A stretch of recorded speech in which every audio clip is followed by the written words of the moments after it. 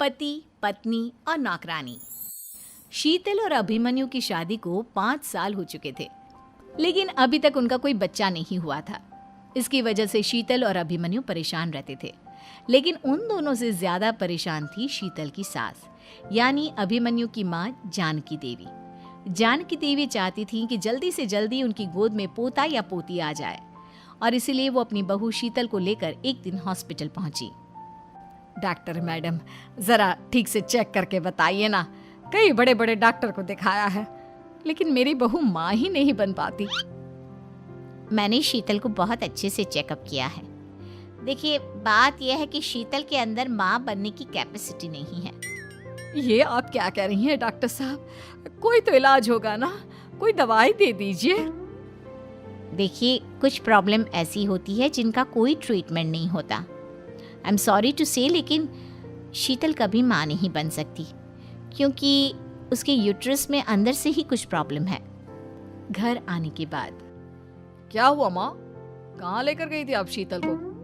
अरे कहाँ लेकर जाती, डॉक्टर मैडम के पास ले गई थी, लेकिन तेरी बीवी तो कभी माँ बन ही नहीं सकती।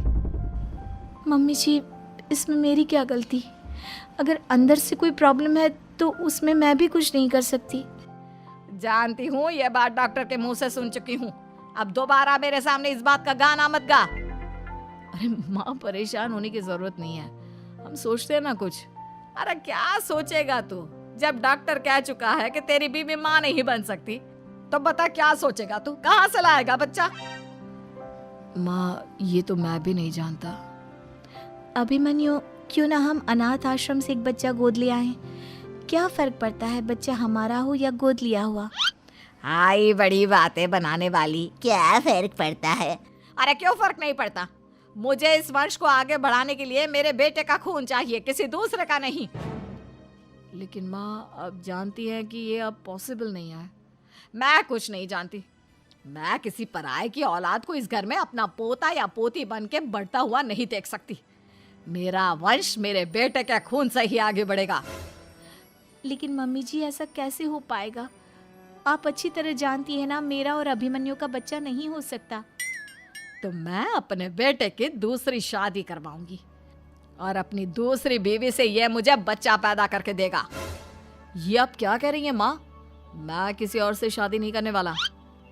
मेरे रहते हुए आप अभिमन्यु की शादी किसी और से करवाएंगी? मम्मी जी, आप ऐसा कैसे कर सकती हैं? तू बस देखती जा बहू, मैं ऐसा कैसे कर सकती हूँ। कुछ दिनों के बाद, अभिमन्यु, मैंने तेरे लिए लड़की ढूंढ ली है। माँ, मैं आपको कितनी बार समझाऊं, मुझे किसी से शादी नहीं करनी है। पहले मेरी बात सुन। ये जो चमेली है ना, हमारे घर में काम करने आती है, वो तुझसे शादी करने के लिए तैयार है। मम्मी जी, आप अभिमन्यु की शादी एक नौकरानी के साथ करवाएंगी? वो इसलिए क्योंकि चमेली दिखने में बहुत खूबसूरत है, बच्चा भी सुंदर ही होगा। मम्मी जी, लेकिन एक बच्चे के लिए अपने बेटे की शादी नौकरानी के साथ करवाना, क्या ये सही है?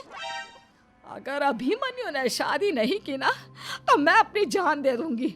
अब देख लो, अगर तुम्हें अपनी माँ की जान प्यारी है तो तुम्हें इस नौकरानी के साथ शादी करनी ही होगी।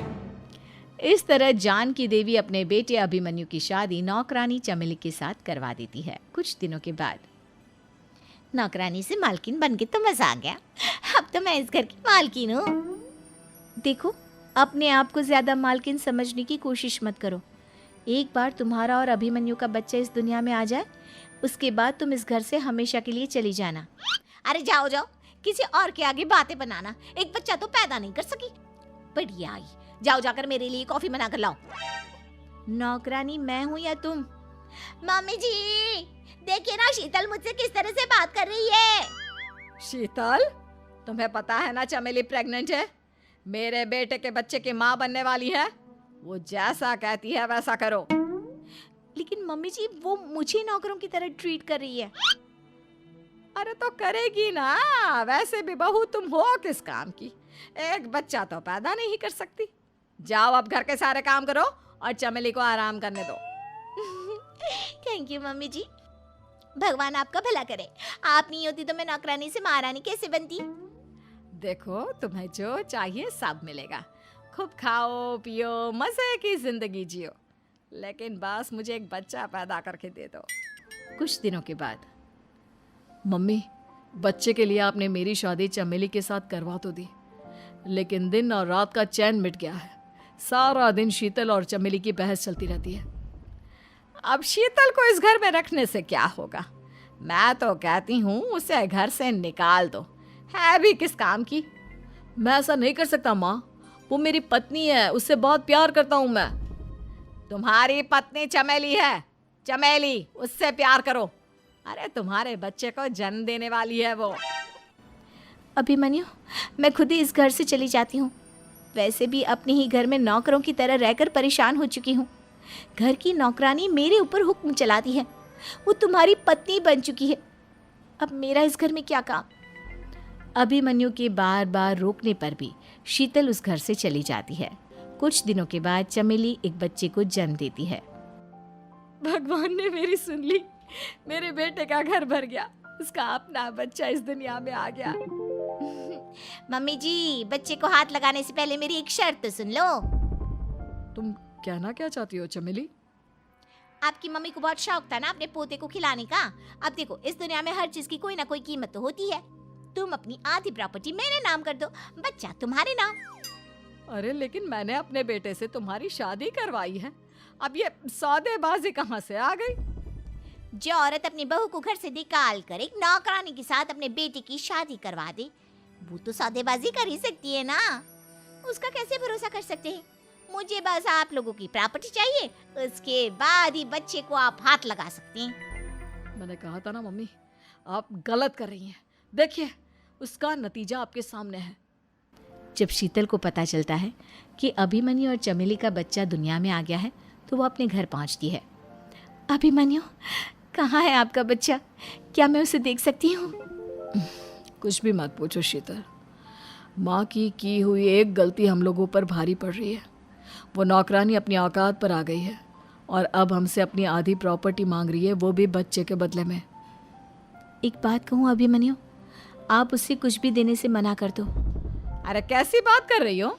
मेरे बेटे की औलाद है उसके पास, ऐसे कैसे मना कर दे? मम्मी जी, वो अभिमन्यु का बच्चा नहीं है, वो चमेली और उसके बॉयफ्रेंड का बच्चा है।